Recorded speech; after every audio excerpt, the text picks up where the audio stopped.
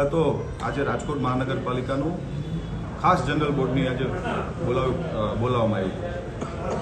વિપક્ષના સભ્યોને 2 કે 3 ટર્મથી રાજકોટ મહાનગરપાલિકામાં વિપક્ષના કોર્પોરેટર છે એને ખુદને ખબર નથી, પણ એક્ટ મુજબ મેયરશ્રી ગમે ત્યારે જનરલ બોર્ડ બોલાવી શકે છે. જ્યારે ટર્મ પૂરી થતી હોય, આવતીકાલે ટર્મ પૂરી થાય છે અને સ્ટેન્ડિંગ કમિટીએ મંજૂર કરેલા અમુક જે કામો છે જે જનરલ બોર્ડમાં જવા લાયક હોય કામ, બોર્ડની મંજૂરીની અપેક્ષાએ બોર્ડ જે સ્ટેન્ડિંગ કમિટીએ મંજૂર કર્યા હોય એ બોર્ડની અંદર લઈ જવા પડે. આવતીકાલે 11 તારીખે રાજકોટ મહાનગરપાલિકાનો 5 વર્ષની ટર્મનો છેલ્લો દિવસ છે.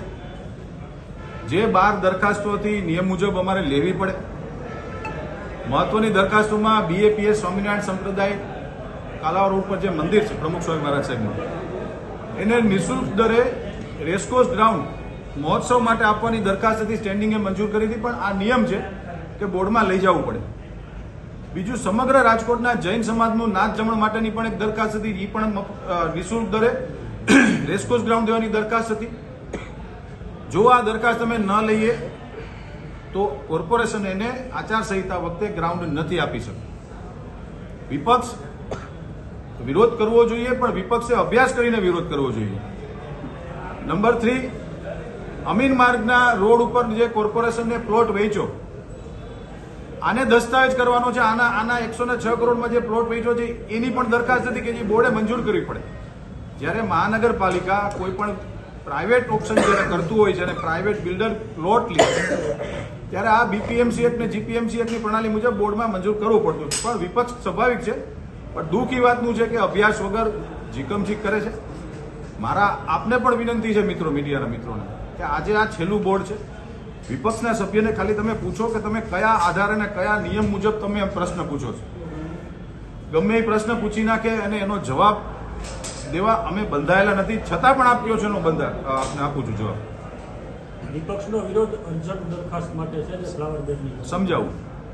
રાજ્ય સરકારનું શહેરી વિકાસ સત્તામંડળ અને કેબિનેટ આ નિર્ણય કર્યો કે ખાસ કિસ્સાની અંદર રાજકોટ મહાનગરમાં જે ફ્લાવર બેડનો જે ઇસ્યુ છે એમાં જે નિયત દરો નક્કી કર્યા છે એ દરો મુજબ કમ્પ્લીશન આપવું, પરંતુ દર મુજબ ખૂબ વધારે પૈસા થતા હતા. એટલે એ જ કાયદાની જોગવાઈ મુજબ રાજકોટ મહાનગરપાલિકાને અમને સત્તા છે.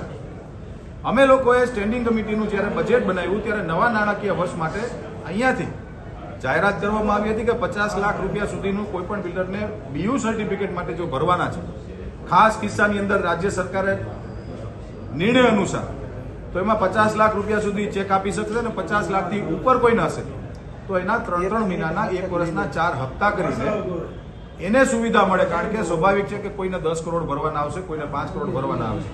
આ ચેકથી ભરવાના છે મિત્રો. બિલ્ડરને બિચારાને મુશ્કેલી પડતી હતી, અનેક રજૂઆતો હતી, ભારતીય આખા દેશના બિલ્ડર એસોસિએશનની રજૂઆત હતી, ગુજરાત ક્રેડાઈની હતી, રાજકોટ બિલ્ડર એસોસિએશનની રજૂઆત હતી. અમને હપ્તા કરી દેવામાં આવે, કાયદાની જોગવાઈ મુજબ એ હપ્તા કરી દીધા. એની એક અર્જન્ટ બિઝનેસ દરખાસ્ત હતી જે આજે મંજૂર કરવામાં આવી છે. બીજી દરખાસ્ત હતી નિર્મલા કોન્વેન્ટ સ્કૂલને હાઈકોર્ટની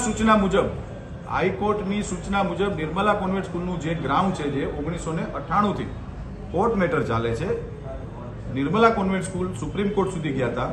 સુપ્રીમ કોર્ટે એવું કીધું કે ભાઈ રાજકોટ મહાનગરપાલિકાએ જે આ ગ્રાઉન્ડ રાજકોટ મહાનગરપાલિકા દાવો કરે છે એ ખરેખર જે હાઈકોર્ટે કીધું હતું. રાજકોટ મહાનગરપાલિકા અમે સુપ્રીમમાં ગયા હતા, પણ હાઈકોર્ટે જે જજમેન્ટ આપ્યું હતું એ હાઈકોર્ટના જજમેન્ટને સુપ્રીમ કોર્ટે માન્ય રાખીને પ્લે ગ્રાઉન્ડના ઉદ્દેશનું ગ્રાઉન્ડ છે, ત્યાં ક્યારેય પણ નિર્મલા કોન્વેન્ટ સ્કૂલના સંચાલકો બાંધકામ નહીં કરી શકે. માત્ર સ્કૂલના બાળકોને રમવા માટેનું જે પ્લે ગ્રાઉન્ડની દરખાસ્ત આવી હતી નિયમ મુજબ લેવી પડે. ગઈકાલે જ હાઈકોર્ટે હુકમ કર્યો છે કે રાજકોટ મહાનગરપાલિકામાં ખાસ બોર્ડની અંદર સ્પેશિયલ બોર્ડ બોલાવવું પડે તો પણ બોલાવો અને આ દરખાસ્ત મંજૂર કરી અને પ્લે ગ્રાઉન્ડમાં નિર્મલા કોન્વેન્ટ સ્કૂલને આપવામાં આવે. હાઈકોર્ટની સૂચના મુજબ એ પણ એક અર્જન્ટ બિઝનેસ હતી, જે ગઈકાલના સ્ટેટમેન્ટ હાઈકોર્ટે જે કીધું એ મુજબ અમે અર્જન્ટ લીધી છે. કુલ 12 દરખાસ્તો એજન્ડામાં હતી અને 2 દરખાસ્તો અર્જન્ટ બિઝનેસમાં લઈને આજનું રાજકોટ મહાનગરપાલિકાનું બોર્ડ અમે પૂર્ણ કર્યું છે. બાંધકામને લઈને તમારી સામે વિપક્ષે આક્ષેપ કર્યો, તેમાં હકીકત શું છે? ખરા મારા પત્નીના નામનું મારું મકાન છે.